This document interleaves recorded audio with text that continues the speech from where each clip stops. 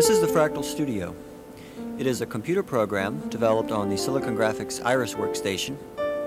The Iris resides in the Advanced Graphics Research Lab at Syracuse University.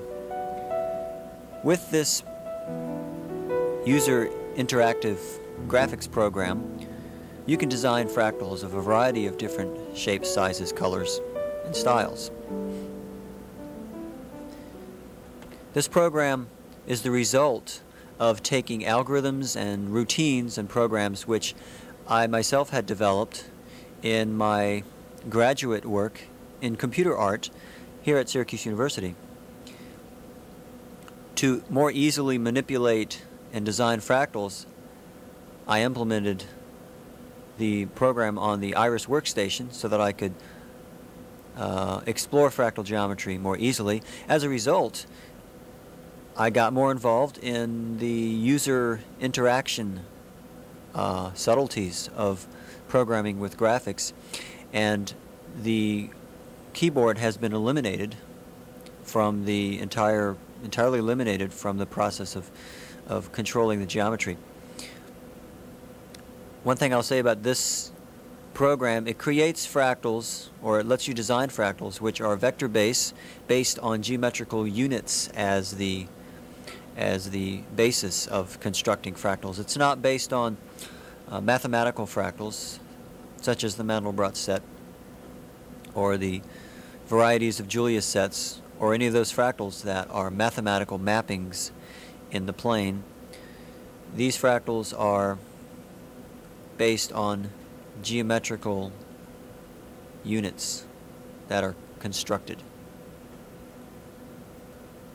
A little bit about fractals. This is the first fractal that appears on the screen by default. It consists of 4 elements. And here's how it works. If you take the entire shape and shrink it and replace each of the small elements with a small replica of the whole, you get a shape like this. Notice the shape now repeated on the smaller levels. You can continue this process on down until you have ever decreasing sized peninsulas mounted on top of larger peninsulas until you get a highly corrugated and detailed shape. One thing about fractals is the fractal curves of this sort become infinitely long at the limit. Consequently, it would take an infinite amount of time to draw on the computer screen. That's why all computer fractals are approximations of true fractals. Some of the features in this program: I have a shrink button and an enlarge button. Shrink and enlarge, they do pretty much what you would expect them to do. They create a nonlinear exponential change in size as if you were moving towards or away from the fractal. This I found to be more intuitive than a mere linear change in size. There's a tilt feature. If I press the tilt button, we see a series of circles appear. Well, I can press the mouse inside of that circle and essentially tilt or rotate the fractal about the center. Notice that the mouse cursor has been stuck onto a given radius in this circle area. This gives the feeling as if the user is moving an imaginary wheel. That's the tilt feature. There's the move button. You can move the fractal across the Y or X plane any way you wish. Release the button. Those were the features that do transformations to the fractal shape on the screen. There's an element button, and with the element feature I can select different shapes as the element. Here I'm selecting the diamond shape. Let me decrease the levels here so that we can see the diamonds. Okay, there's the diamond shape. I can select a tilted square, an upright square, hexagon, an empty circle, or a solid circle. That's the element button. Here I have a library button. These are 50 of the so many 200 fractals documented Some of them are original designs, and some of them are fractals that come from the literature of fractal geometry. I'm going to choose a fractal that many of you may have seen before. It's the well-known dragon curve. Look familiar? This curve, when fractalized, I don't know if that's a real word or not, tends to fill entire areas with geometry such that it's a space-filling curve. And these areas are bounded by fractal curves. I'm going to decrease the levels here, and I'm going to choose the tilted square as the element, and maybe tilt this a little bit. And I'm going to select the color button. What the color feature does is that it automatically places a color map onto the fractal and gives you a color editor, which is what you see up here. The color editor gives you the option of changing the red, green, and blue values at different thresholds in the color map or color lookup table. By pressing the left mouse button, I can change the red value. By pushing the middle mouse button, I can change green, and by pressing the right mouse button, I can change the blue value. And different combinations of these values create different hues and shades. This is how one can color map the fractal.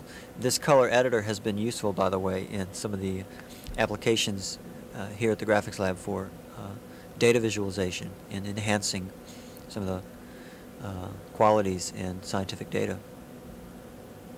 That's the color feature. I have a random button recently added. If I press the random button, what do you get? You get a bunch of random fractals.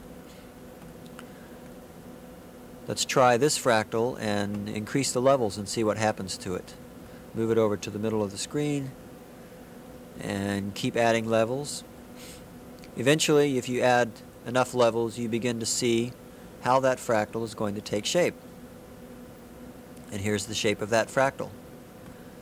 Put the color feature on, try out some different colors. There's the Make button. Make, M-A-K-E. When I press the Make button, I can draw my own fractals. So here I'm going to draw a line, move, draw a line, move, draw a line. The lines can be oriented any way I want.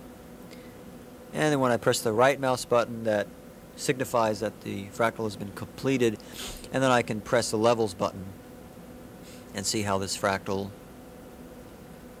takes shape.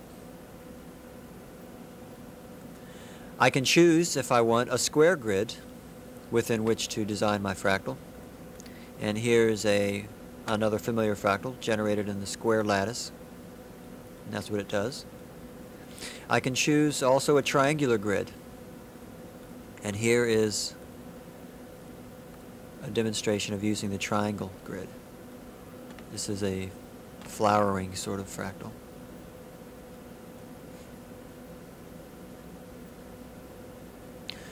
Large variety of shapes can be made. Some of them are very organic. I choose a circle here, color it. This is an example of what happens when one of the elements in the fractal generator is actually larger in length than the size of the fractal itself.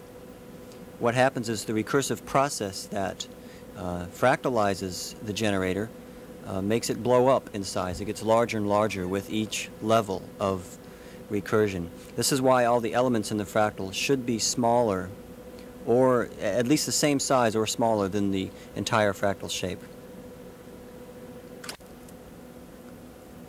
I'm going to choose a fractal here, which is kind of interesting to watch it as it draws. It's another space-filling fractal, and I'm going to choose the diamond element to draw the fractal, and I'm going to colorize it. And here's some colors added to it. Let's see how this fractal looks with 4 levels, maybe 5 levels. Make it a little bit bigger, and I'll press the No Menu button to get rid of the mouse cursor and the menu. And here's that fractal shape as it's being drawn.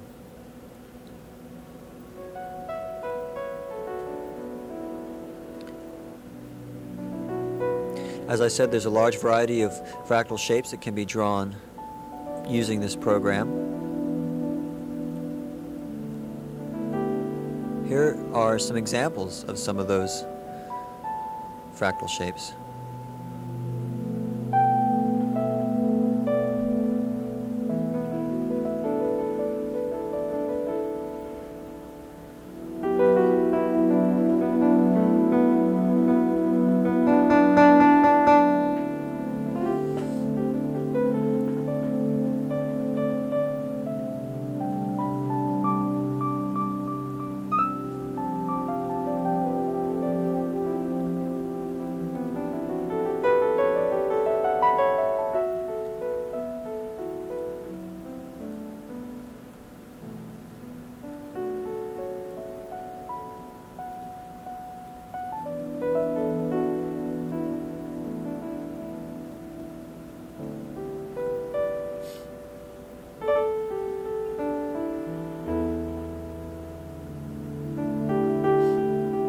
Fractal Studio is more than just a program for designing fractals. It's really an exploration in the use of the mouse for interacting with geometry on a computer screen.